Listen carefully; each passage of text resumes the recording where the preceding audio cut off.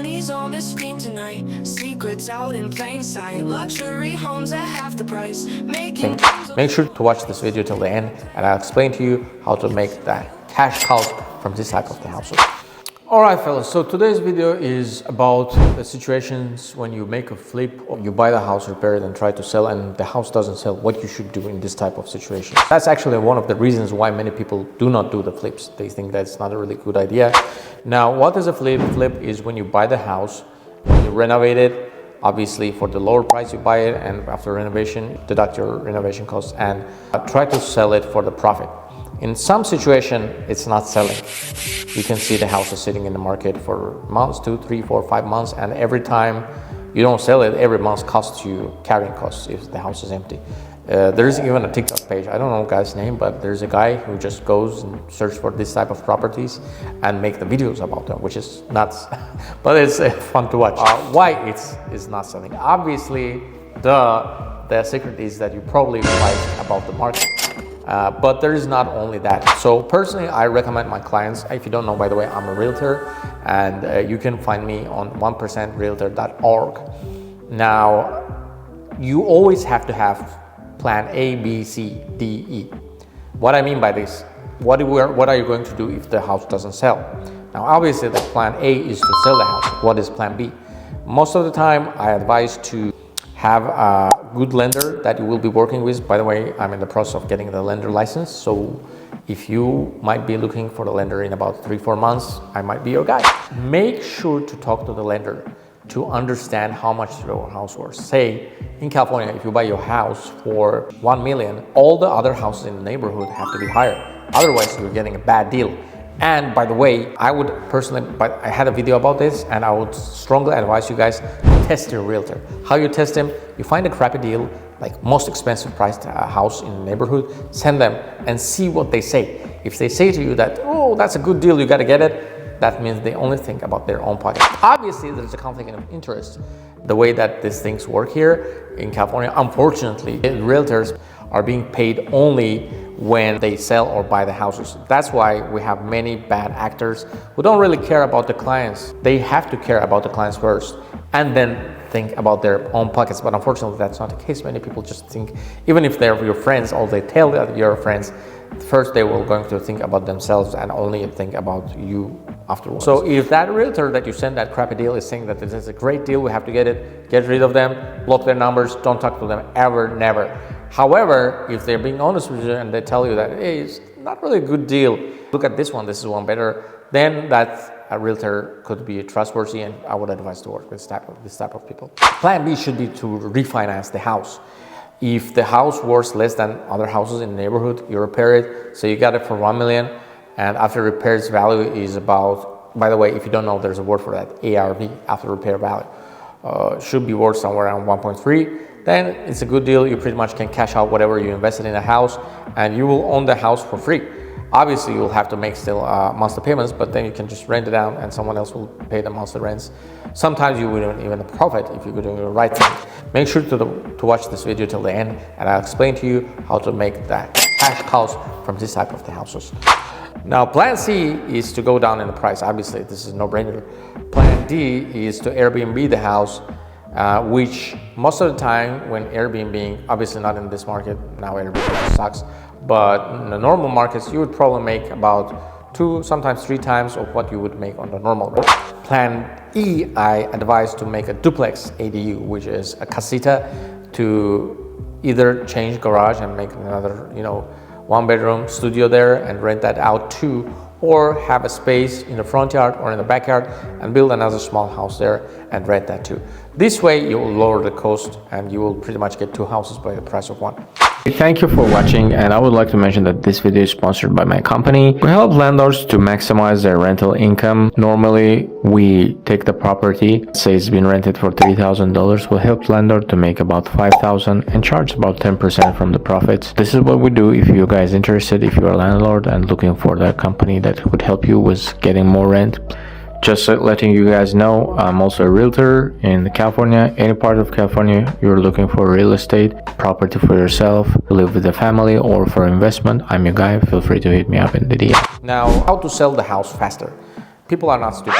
If you go buy the house for say 1 million and tomorrow you just paint it and list it again back in the market for 1.3, if it's not crazy market that we had in the pandemic times, most probably it would not sell, because everybody can go to Zillow and check how much you bought it for. However, if you get a really, really good deal, and again, guys, don't forget, you make money when you buy the house. You don't make money when you sell it.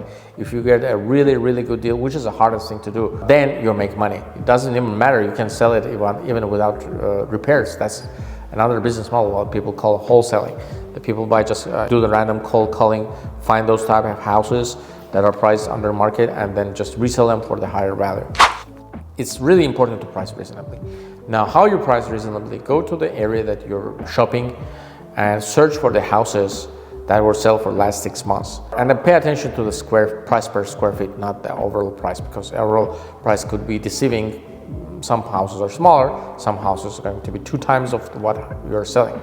Now, if your house price per square feet priced accordingly to the market, say if someone sold for 800,000 and another guy sold for the 1,200,000. Now, average price per square feet for 100,000 is going to be obviously higher, because when the house is bigger, the price per square feet goes down. However, say the one guy is priced 600 per square feet, another guy is priced for 800, your ideal price is going to be 700,000. If you price way above that price, it's going to be really, really hard to sell it. Personally, I definitely advise to put the house on Airbnb, to furnish it, because with a furnished house, you're going to sell it faster. And then rent it, obviously you have to make sure that city allows that before doing that, because some cities just pass the crazy regulations where you could get to the jail. Believe it or not, Santa Ana just passed a law where you could get jail time up to 6 months for doing short-term rentals, Airbnb, which is nuts, but I was just Googling that, why they did it, and one of the initiators of this law was a lady who was working for the hotel. But eventually the cities come to idea, hey, we could make money from this business, and just start to tax those kind of businesses. But actually, what is funny is that current law that they have in Santa Ana is that you're not going to, they charge $1,500 for the first violation, I believe $3,000 for second, and $5,000 for third violation. It's going to be pretty much the same amount what if the city would be charging for the taxes. But anyways, definitely make sure to rent it out, and you can just have it empty on the weekends and have showings, and it will just carry the burden of monthly payments. So you could sell it for better prices. It's really important to have a good realtor.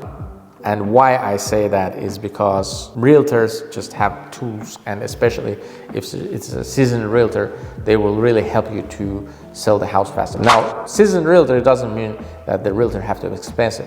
Again, on our website, 1%realtor.org, we charge 1%. But how I charge 1%, if you don't know, many realtors have to split the commission with their brokers. In my case, I don't have to do that, so I pretty much keep the whole commission. This is how I pass it on to you guys. You'll save about $10,000 on average if you're selling a single family home with my company. Most of the time, those another 1% that you're paying to the realtor, or some even charge 2.5. Some I have seen charging 3%. Obviously, you can charge whatever you want, but you have to be fair with the clients. I believe that the best business is to serve the clients and to give the best service that you can, and this is when the people return to you. Agent matters because they know how to hold open houses, they have access to MLS, and it's not just posting the property on the Zillow. They most of the time have the photographers that they work with, and they know how to price it properly. Now, the good agent will definitely have a conversation with you and tell that, look, this market is selling for this amount of pricing, and you should not go way below, but you also not should go way higher. Now, my favorite strategy is to be priced a little below the market, and this way you create bidding wars between the people who want to get that house, and eventually you sell for the highest. So market does determines how much your house worth. Now, appeal is one of the things that I would suggest to pay attention. Make sure you have a nice front yard, make sure you have a nice backyard. Kitchen is really important, it's pretty much the heart of the house, and you have to be prepared for the ladies in the household to make a decision, because most of the time that the ladies are spending the most of the time in the house, and if it's a husband and a wife, you have to be appealing to the wife first and then the husband. Be smart on your fixing costs. Don't go over the roof, especially if you're buying a house in the average market. You don't need to do luxury stuff there. You just can go with the middle stuff. Doesn't mean to save the costs. Make sure to hire good contractors and have reasonable expectations. Again, guys, you make money when you buy, not when you sell. Selling is easy and it's just pretty much technical stuff. However, if you get a good deal, even without repairs, you can sell it and make money. If you guys like this video, please make sure to subscribe to my channel and don't forget to put the like button and share. See you on the next one. That play button now. He'll show you all the how. Mansions and condos, wow. Afford it all with his know-how.